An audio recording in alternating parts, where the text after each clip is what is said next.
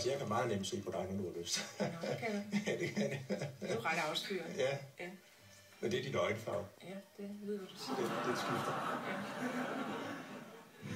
Din øjenfarve skifter. Ja, det ved jeg, du siger. Ja. Det har han sagt tit. Ja.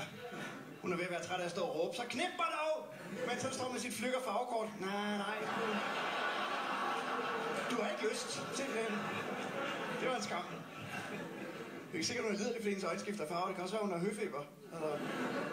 Lad mig gætte, I knaller også mest i foråret. Hun er ikke den eneste, der er synlig opstemt. Jeg kan nok høre det i din stemme, tror jeg.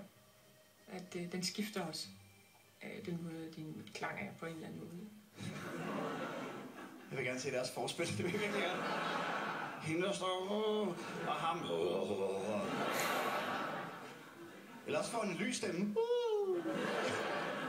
Ved du også, der er også noget omkring måden, jeg griner på, for jeg ved i hvert fald, når jeg griner på en bestemt måde, ja. Så kan børn godt finde på at sige, så far. Ja.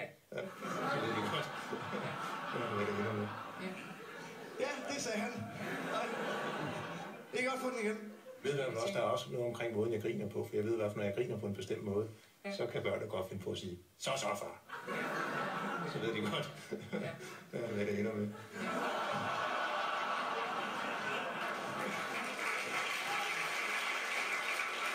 Nogen fra kommunen, der ser med. Hvordan kan han ikke høre, hvad det er, han siger? Hvis der er noget, børnene kan kende på lang afstand, så er det fars helt lyse, liderlige latter.